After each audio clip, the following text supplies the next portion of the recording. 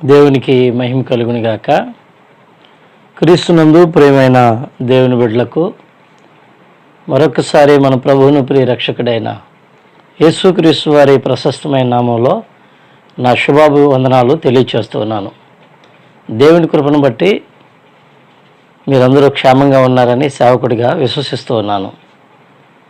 మరొకసారి ఈ రీతిగా ఈ యూట్యూబ్ ఛానల్ ద్వారా మిమ్మల్ని కలుసుకోవటానికి, దేవుని యొక్క వర్తమానాన్ని మీతో పంచుకోవటానికి దేవుడు నాకు అనుగ్రహించిన ఈ శుభతరుణాన్ని బట్టి దేవునికి మహిమ ఘనత ప్రభావాలు కలుగునుగాక. నేడు ప్రార్థన చేసుకొని దేవుని యొక్క వాక్యాన్ని ధ్యానం చేసుకుందాం. పరిశుద్ధుడు అయిన మా తండ్రి, మీ పాదాలకు వందనాలు. నీ దయని బట్టి నేడు నీ బిడలను ఈ యూట్యూబ్ ఛానల్ ద్వారా కలుసుకొని నీ యొక్క వాక్యాన్ని నీ బిడలకు నేర్పించడానికి మీరు ఇచ్చిన మంచి అవకాశాన్ని బట్టి మీకు వందనాలు. పరిశుద్ధాత్ముడా, ఈ ఛానల్ ద్వారా ఎంతమంది అయితే నీ వాక్యాన్ని వింటూ ఉన్నారో వారందరినీ దర్శించండి. నీ వాక్యముల చేత నీ బిడలను బలపరచండి. మీరు మాత్రమే మాట్లాడి నీ బిడలను బలపరిచి మహిమ పొందుకోమని, కేవలం నీ దాసుని నన్ను వాడుకోమని యేసునామమున ప్రార్థిస్తున్నాము తండ్రి, ఆమేన్. దేవుని యొక్క వాక్యాన్ని ధ్యానం చేసుకుందాము. మార్కు శుభవార్త 4వ అధ్యాయము 38వ వచనాన్ని మనం ధ్యానం చేసుకుందాం. ఆయన దోనె అమరమున తలగడి మీద తలవాల్చుకొని నిద్రించుచుండెను. వారు ఆయనను లేపి, బోధకుడా, మేము నశించిపోవచ్చున్నాము, నీకు చింత లేదా అని ఆయనతో అనిరి. నేడు దేవుని యొక్క వాక్యంలో నుంచి మేము నశించిపోతున్నాము, నీకు చింత లేదా అనే వాక్యాన్ని మనం ధ్యానం చేయబోతున్నాం. యేసుక్రీస్తు ప్రభువారు శిష్యులు కలిసి సముద్ర తీరం మీద ప్రయాణం చేస్తూ దోణి మీద వెళుతూ ఉండగా వారి ప్రయాణంలో కలిగిన అంతరాయాన్ని బట్టి వారు ప్రభుని పిలుస్తూ ఉన్నారు. మేము నశించిపోతున్నాం, నీకు చింత లేదా? యేసుక్రీస్తు ప్రభువారు వారితో కూడా ఉన్నారు. వారు ప్రయాణంలో సముద్ర తీర ప్రయాణంలో వెళుతూ ఉండగా గాలి తుఫాను వారి మీద వీచినప్పుడు, అవి పెళ్ళుమని వారి మీద పడ్డప్పుడు వారి హృదయాల్లో భయం ఏర్పడింది, కలవరాలు ఏర్పడ్డాయి. వారు అనుకుంటున్నారు, నిశ్చయంగా ఈ దినము మరణము తటస్థించే ఉంది, మనము అనుకున్న తీరానికి చేరలేమేమో, ఈ సముద్రంలోనే నశించిపోతామేమో, ఈ సముద్ర మార్గం గుండా మనం వెళుతున్నాం, మరి తట్టుకోలేని తుఫాను రేగుతోంది, భరించలేని గాలి, పడవ ప్రయాణం ముందుకు సాగట్లేదు, ఎలాగా ఈ సమయంలోని వారు తమలో తాము ఆలోచించుకొని యేసు ప్రభు వారితో పలుకుతూ ఉన్నారు. నేడు దేవుని యొక్క వాక్యం వింటున్న మన జీవితంలో కూడా కుటుంబం అనే దోణె ఈ ప్రపంచంలో జరుగుతున్న మరి తుఫాను లాంటి పరిస్థితులు, గాలి లాంటి అలజడులు జీవితాన్ని ముందుకు కొనసాగకుండా అడ్డుకుంటూ ఉన్నప్పుడు, ఓ పక్కన కరువులతో, ఓ పక్కన తెగుళ్ళతో, ఓ పక్కన సమస్యలతో, మరొక వైపు ఆధ్యాత్మిక జీవితంలో ముందుకు వెళ్ళలేని పరిస్థితులు. నిజమే, నేడు మన జీవితాల్లో కూడా దేవుని పిల్లలుగా ఆలోచన చేయగలిగితే మనము కూడా మన జీవితాన్ని ముందుకు నడిపించుకోలేక నశించిపోతున్న వారిగానే ఉన్న అనుభవంలోనికి వెళుతూ ఉన్నాం. వీరు అడుగుతూ ఉన్నారు, మేము నశించిపోతున్నాం, నీకు చింత లేదా? చాలాసార్లు నేడు ప్రార్థన చేస్తున్న మనం కూడా ఇవే ప్రశ్నలు యేసు ప్రభు వారిని అడుగుతున్నాం. ప్రభా, మేము నశించిపోతున్నాం, ఇంకెంతకాలం ఈ తెగులు, ఎంతకాలం ఈ వైరస్, ఎంతకాలం ఈ శ్రమ, ఎంతకాలం ఆర్థిక సమస్యలు, ఎంతకాలం పేదరికము అని మనం కూడా మనకు కలిగిన బాధలను బట్టి నశించిపోతున్న అనుభవాన్ని వ్యక్తపరుస్తూనే ఉన్నాం. యేసుక్రీస్తు ప్రభువారిని వారు పిలుస్తూ ఉన్నారు, బోధకుడా, మేము నశించిపోతూ ఉన్నాం. నిజమే, నశించిపోతున్న మనలను ఎవరైనా విడిపిస్తే బాగుండనే ఆలోచన ప్రతి ఒక్కరికి కలిగింది. నీటిలో మునిగిపోతున్న వ్యక్తి ఎవరైనా నా ప్రాణాన్ని కాపాడితే బాగుండు అని ఎదురు చూస్తూ ఉంటాడు. ప్రాణం కోల్పోతున్న వ్యక్తి నా ప్రాణాన్ని ఎవరైనా నిలబెట్టగలిగితే బాగుండు. కుటుంబం పతనమైపోతూ ఉన్నప్పుడు ఆ కుటుంబ యజమానుడు నా కుటుంబాన్ని ఎవరైనా బలపరిస్తే బాగుండని నిశ్చయంగా ఆశపడతాడు. దేవుని పిల్లలుగా ఉంటూ ఒకవేళ ఈ లోక సంబంధమైన బాధలలోనూ శ్రమలలోనూ విపత్తులలోనూ నశించిపోయే అనుభవంలో నువ్వు కూడా ఉన్న పరిస్థితిలో ఉంటే దేవుని సేవకునిగా పలుకుతున్నాను, నశించిపోతున్న మనలను వెదకి రక్షించడానికే మనిషి కుమారుడు భూమి మీదకి వచ్చాడు. నశించిపోతున్న వారిని చూసి ఆయన నశించిపోయిన తర్వాత వెళ్దాంలే అనుకునే దేవుడు కాదు. ఎవరైతే కష్టాల్లో ఉన్నారో, ఎవరైతే శ్రమలలో ఉన్నారో, ఎవరైతే నాశన కోపంలో ఉన్నారో, శ్రమలలో మునిగిపోయే స్థితిలో ఉన్నారో వారిని విడిపించడానికి మనం ఆరాధిస్తున్న యేసయ్య సమర్థుడు అని చెప్పడానికి ఏమాత్రము సందేహం లేదు. దేవునికి స్తోత్రం. ఈ యొక్క సమయంలో ప్రభు మనతో మాట్లాడే సంగతులు అవే. ఆయన పిల్లలుగా ఉంటున్న మనం కూడా ఒకవేళ క్రీస్తుని కలిగి ఆయన ధరించుకొని ఆయన పిల్లలుగా ఎదుగుతున్న మనం కూడా యేసుప్రభు వారి శిష్యుల వలె చింతపడుతున్నాము. చింత అనగా బాధ అని కూడా వర్ణించవచ్చు. వారికి కలిగిన ఆ సమస్యను బట్టి వారి జీవితంలో ఎంతో బాధపడిన వ్యక్తులుగా కనబడుతూ ఉన్నాం. అంత మాత్రమే కాదు, ఇంకా దేవుని యొక్క వాక్యంలో నుంచి మనము పరిశీలన చేయగలిగితే మత్తయి సువార్తలో కూడా ఈ విషయాలు కనబడుతున్నాయి. మత్తయి సువార్త 8వ అధ్యాయము 25వ వచన భాగాన్ని, వారు ఆయన వద్దకు వచ్చి, ప్రభువా, నశించిపోతున్నాం, మమ్మల్ని రక్షించమని చెప్పి ఆయనను లేపిరి. మరలా వారు చెప్తున్నారు, ప్రభువా, మేము నశించిపోతున్నాం, మమ్మల్ని రక్షించమని ఆయన లేపిరి. నిజమే, వారు నశించిపోతున్న సంగతి వాస్తవమే. అయితే వీరు నశించిపోతున్నప్పుడు అయ్యో మమ్మల్ని రక్షించండి రక్షించండి అని కేకలు వేయలేదు. కానీ ఎవరైతే రక్షించగలరో, ఎవరు విడిపించగలరో, ఎవరు వారు బ్రతుకుని కాపాడగలరో ఎరిగి ఉన్నారు. కాబట్టి ఇదిగో నడిపించగలిగిన దేవుడి దగ్గరికి, రక్షించగలిగిన దేవుడి దగ్గరికి వారు ఆ ప్రమాదం నుంచి బయటపడటానికి సమర్థుడైన యేసయ్య దగ్గరికి వెళ్ళి, ప్రభువా, మేము నశించిపోతున్నాం, మమ్మల్ని రక్షించుమా అని కేకలు వేస్తారు. వారిని బట్టి మనం నేర్చుకోవాల్సింది ఒకటే, దేవుని పిల్లగా ఉన్న మనము ఒకవేళ దేవుని ఎరగని వ్యక్తిగా ఉన్నా సరే, ఒకవేళ నువ్వు శ్రమలతోనూ బాధలతోనూ నశించిపోయే స్థితిలో ఉంటే యేసుప్రభు వారి శిష్యుల వలె యేసుప్రభు వారి దగ్గరికి వెళ్ళగలిగితే, ఆయన దగ్గరికి వెళ్ళి ప్రభువా అని పిలవగలిగితే, అయా అని నీ పరిస్థితి అంతా చెప్పుకోగలిగితే యేసుప్రభు వారు నిశ్చయంగా నీ శ్రమ నుంచి విడిపించడానికి సమర్థుడు. ఆయన యోహాను సువార్త 6:37 వచనంలో అంటూ ఉన్నాడు, నా యొద్దకు వచ్చేవారు నేను ఎంత మాత్రము త్రోసివేయను. నిజమే, మనం బాధల్లో శ్రమలలో ఉండగా బంధువుల దగ్గరికి, స్నేహితుల దగ్గరికి వెళ్ళినప్పుడు వారు మనల్ని చూసి వారి తలలు వంచుకునేవారుగా, కొన్నిసార్లు అయితే మనల్ని ఆహ్వానించని వారుగా, కొన్నిసార్లు వారి కుటుంబాలకు వెళ్ళినా పట్టించుకొని వైఖరిని చూసి హృదయంలో ఎంతో బాధపడుతూ ఉంటాం. నేను బాగున్నప్పుడు ఎంతోమందికి సహాయం చేశాను, ఎంతోమందిని ఆదరించాను, నేడు కష్టంలో ఉండగా అందరూ నా ముఖాన్ని మరి తిప్పుకుంటున్నారు, వారి ముఖాలు నన్ను చేర్చుకోవటాకని హృదయంలో వేదన పడుతూ ఉంటాం. అయినప్పటికీ ప్రభు లేఖనాలు మనతో మాట్లాడే సంగతులు ఏంటంటే, నువ్వు బాధల్లో ఉన్నా, శ్రమలో ఉన్నా, ఆపత్కాలంలో నలిగిపోతూ ఉన్నా ప్రభువారి దగ్గరికి వచ్చి, ప్రభువా నన్ను రక్షించు అని అడగగలిగితే నశించిపోతున్న నిన్ను, నీ కుటుంబాన్ని, నీ ప్రాంతాన్ని కాపాడటానికి యేసయ్య సమర్థుడు. అందుకే ఈ యొక్క రాత్రి వేళ సమయంలో ప్రభు మనతో మాట్లాడుతున్నాడు. దేవునికి స్తోత్రం.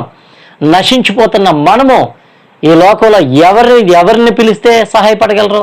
అందుకే ఈ లోకంలో ఎవరిని పిలిచినా, ఎవరిని ఇదిగో ఆహ్వానించినా, ఎవరికి మరి మమ్మకు సహాయం చేయండి అని అంగలార్చిన నేటి దినాల్లో అయితే సహాయపడే నాదులు లేక అల్లాడుతున్నారు. ఈ వైరస్ ప్రభావం కుటుంబంలో ఎవరికైనా వస్తే కుటుంబీకులే, సొంత బంధువులే ఆ వ్యక్తిని శత్రువులాగా చూస్తూ ఉన్నారు. ఆ వ్యక్తి ఎవరో తెలియదన్నట్లుగా వెళ్ళిపోతున్నారు. వారికి మాకు సంబంధమే లేదు అన్నట్లుగా పట్టించుకునే పరిస్థితులు కనబడుతున్నాయి. నిజమే, శ్రమలో ఉన్న మనలను విడిపించడానికి ఈ లోకంలో మన కొరకే దిగి వచ్చిన యేసయ్య ఉన్నాడు అనే మాట చెప్పడానికి నేను సేవకుడిగా సంతోషిస్తూ ఉన్నాను. నిశ్చయంగా ఆయన వద్దకు నువ్వు రాగలిగితే, ఆయన పిలవగలిగితే, ప్రభువా నన్ను విడిపించు, ప్రభువా నన్ను నడిపించు, ప్రభువా నన్ను కాపాడు అని అడగగలిగితే, ప్రభు సేవకుడిగా చెప్తున్నాను, నిశ్చయంగా ఆయన వద్దకు వెళ్ళి నిన్ను ఏమాత్రం ఆయన కాదనడు. నా వద్దకు వచ్చేవారు నేను ఇది ఎంత మాత్రం త్రోసివేనని చెప్పిన దేవుడు నిన్ను చేర్చుకొని నీ పరిస్థితిని అంతా ఆయన మార్చగలిగిన వాడని చెప్పడంలో ఏమాత్రము సందేహం లేదు. చూడండి, లూకా శుభవార్త 8వ అధ్యాయములో కూడా మనం చూద్దాం. ఈ మాటలు కనపడుతూ ఉంటాయి. లూకా శుభవార్త 8వ అధ్యాయము 24వ వచనం.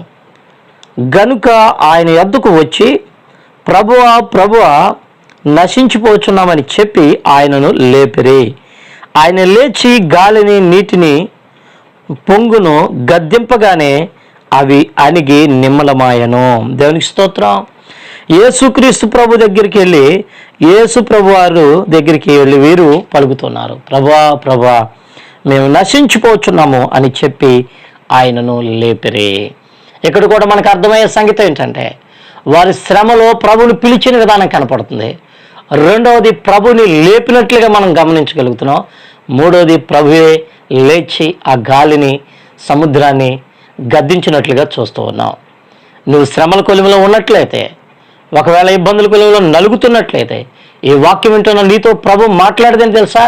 ప్రభువుని పిలవగలిగే అనుభవంలో ఉన్నావా? నువ్వు చేసే ప్రార్థన ప్రభు చెవికి వినపడుతూ ఉందా? నువ్వు వేసే కేకలో ప్రభు హృదయాన్ని కదిలించగలుగుతున్నాయా? పరలోకంలో ఉన్న దేవుడు నీ పిలుపుకు స్పందించి నేను విమోచింప చేయాలంటే నీ శ్రమలో ప్రభువుని పిలిచే అనుభవం నీకు చాలా అవసరము. స్నేహితులు ఉన్నారులే, బంధువులు ఉన్నారులే, రక్త సంబంధికులు ఉన్నారులే, నా కొరకు ప్రాణం ఇచ్చేవారు అనేక మంది ఉన్నారులే, నాకు పరిచర్య చేసేవాళ్ళు ఉన్నారులే అని నీలో నువ్వు ఒకవేళ అతిశయపడితే వారెవ్వరూ అక్కడికి రారు. కానీ నువ్వు నిజముగా యేసయ్యకి మొరపెట్టగలిగితే ఖచ్చితంగా ఆయన నీకు సహాయము చేస్తాడు. నిజముగా మొరపెట్టు వారికి యెహోవా సమీపంగా ఉన్నాడని దేవుని యొక్క లేఖనంలో మనకి స్పష్టమవుతుంది.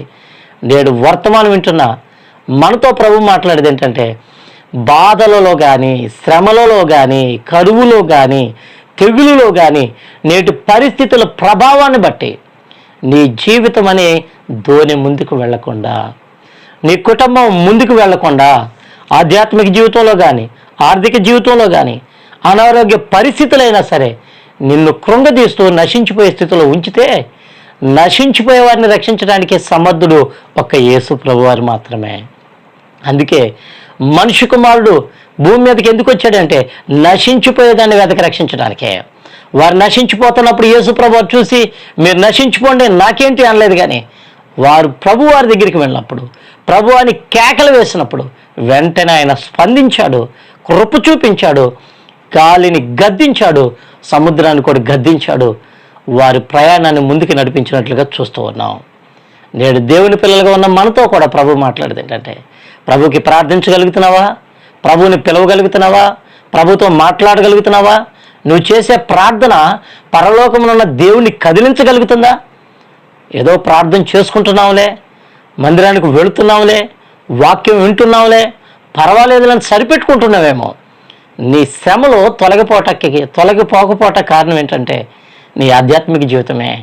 ప్రార్థించవలసిన నీవు ప్రార్థించడం మర్చిపోవటమే, మొరపెట్టవలసిన నీవు మొరపెట్టడం మర్చిపోవటమే. అందుకే నినివే పట్టణం వెళ్ళవలసిన యోన తర్షీషు పట్టణానికి ప్రయాణమై వాడ ఎక్కి వాడ అమరమున హాయిగా గాఢ నిద్రపోతున్నప్పుడు వాడ నాయకుడు వచ్చి, ఓయి నిద్రపోతా, నీకేమొచ్చింది, మనం నశించిపోకున్నట్లు నీ దేవునికి ప్రార్థన చేయి అని వాడ నాయకుడు మాట్లాడినట్లుగా మనం చూస్తూ ఉన్నాం.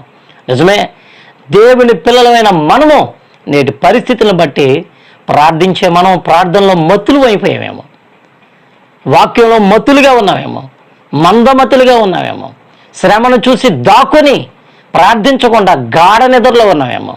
అందుకే ప్రభు తన యొక్క లేఖనాల ద్వారా మనతో మాట్లాడేది ఏంటంటే, యోనా లాంటి అనుభవం నీకుంటే ఇదిగో నువ్వు ఉన్న స్థితిలో నుంచి మేల్కో, నీ యొక్క భక్తి జీవితంలో పురుకొల్పుకొని మరొక్కసారి ప్రభువుని పిలవగలిగే అనుభవంలోకి నువ్వు రాగలిగితే నిశ్చయంగా ప్రభు నిన్ను విడిపిస్తాడు. నువ్వు నశించిపోవటం దేవుడికి ఇష్టం లేదు. నువ్వు నశించిపోవటం నీ బంధువులకో, స్నేహితులకో, రక్త సంబంధికులకో వాడికి అలాగే జరగాలి అని వారు అనుకోవచ్చేమో. కానీ నిన్ను సృష్టించిన సృష్టికర్త అయిన దేవుడికి నువ్వు నశించిపోవటం ఇష్టం లేదు. రక్షణ లేకుండా నశించడం ఇష్టం లేదు. నువ్వు చెడ్డ వ్యక్తిగా నశించడం ఇష్టం లేదు. నువ్వు పాపిగా నశించడం ఇష్టం లేదు. దేవుడిని తెలుసుకోకుండా నువ్వు మరణించడం ఆయనకి అసలే ఇష్టం లేదు. ఆయన నిన్ను రక్షించాలనే నీ కొరకు చేతులు చాపి కష్టాలలో, కన్నీళ్ళలో, వేదనలో, సమస్యలలో కృంగిపోయిన వారి కొరకు ఆయన దినమెల్లా చేతులు చాచి ఎదురు చూస్తూ ఉన్నాడు. ఆ రోజున యేసుప్రభు వారి శిష్యులు ఆయన పిలిచినప్పుడు వెంటనే వారికి సహాయం చేసినట్లుగా, వెంటనే విడిపించినట్లుగా లేఖనాలు కనబడుతూ ఉన్నాయి. అంత మాత్రమే కాదు, మొదటి పేతురు పత్రిక 5వ అధ్యాయాన్ని ఒకసారి చూద్దాం. పేతురు గారు రాసిన మొదటి పత్రిక 5వ అధ్యాయము 7వ వచన భాగాన్ని, ఆయన మిమ్మల్ని గురించి చింతించుతున్నాడు గనుక మీ చింత యావత్తు ఆయన మీద వేయండి. దేవునికి స్తోత్రం. ఇక్కడ చదవబడిన మాటను బట్టి మనం అర్థం చేసుకోగలిగితే ప్రభువారే మనల్ని బట్టి చింతపడుతూ ఉన్నాడు. ఎందుకు చింతపడుతున్నాడు? మన కోసం ఆయన ఎందుకు చింతపడాలి? మన కోసం ఆయన ఎందుకు బాధపడాలి? ఆయన ఎందుకు బాధపడుతూ ఉన్నాడంటే, రక్షిస్తానని చెప్పిన దేవుని వైపు చూడకుండా నీ బాధల్లో, శ్రమలలో వాటిని చూసి నువ్వు కృంగిపోతూ ఉన్నప్పుడు నిన్ను చూసి ప్రభు బాధపడుతున్నాడు.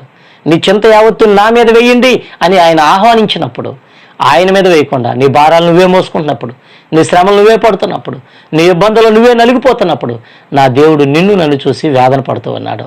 బిడ్డ, ఇదిగో నా మాట విను, నా మీద ఆనుకో, నన్ను పిలువు, నీ శ్రమ నుంచి విడిపిస్తాను. ప్రభువారు తన శిష్యులను ఇదిగో ఆ గాలి నుంచి, ఆ తుఫాను నుంచి తప్పించి అద్దరికి వారు చేరుకునేటట్లుగా ఏ రీతిగా చేశాడో, ఈ రోజున నువ్వు కూడా ఆయన పిలవగలిగితే నిశ్చయంగా నీ పరిస్థితిని సాఫీగా ముందుకు వెళ్ళగలిగేటట్లుగా నా ప్రభు చేయగలడు. ఈ తెగులుని నేమి చేయకుండా, ఇప్పుడు వచ్చిన వైరస్ని నేమి చేయకుండా, ఒకవేళ అది నీ ప్రయాణాన్ని ముందుకు వెళ్ళనీయకుండా నీ కుటుంబాన్ని ఇబ్బంది పెడుతూ ఉంటే వెంటనే నా ప్రభు గద్దించి ఆ శోధ నుంచి తొలగించి నీ జీవితాన్ని ముందుకు నడిపించడానికి ఆయన సమర్థుడు అనే సేవకుడిగా తెలియచేస్తున్నాను.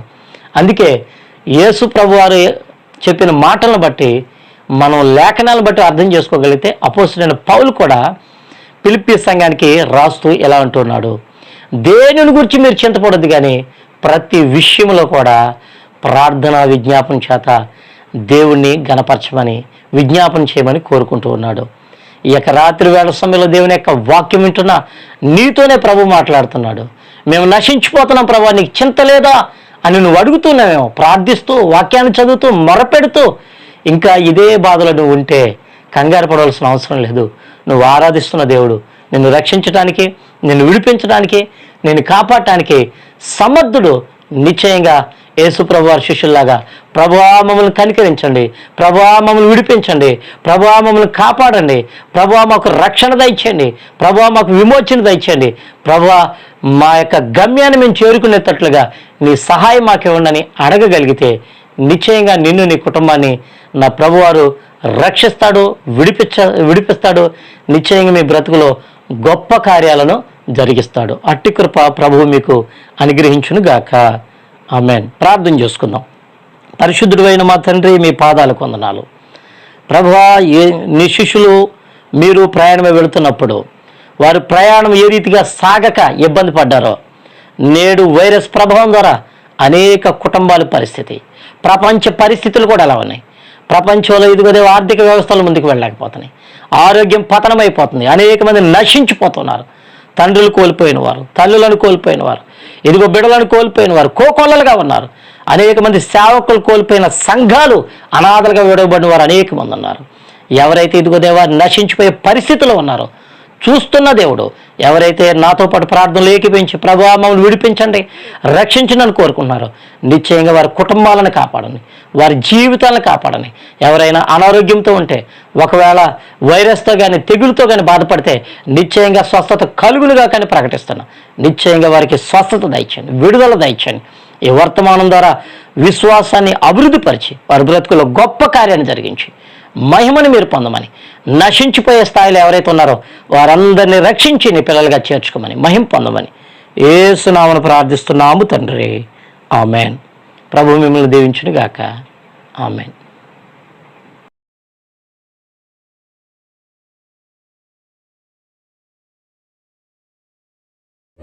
దేవునికి మహిమ కలుగును గాక. ఇంతవరకు ఈ యూట్యూబ్ ఛానల్లో వాక్యాన్ని వీక్షించిన మీ అందరికీ ప్రభునామలో నా హృదయపూర్వకమైన వందనాలు తెలియచేస్తూ ఉన్నాను.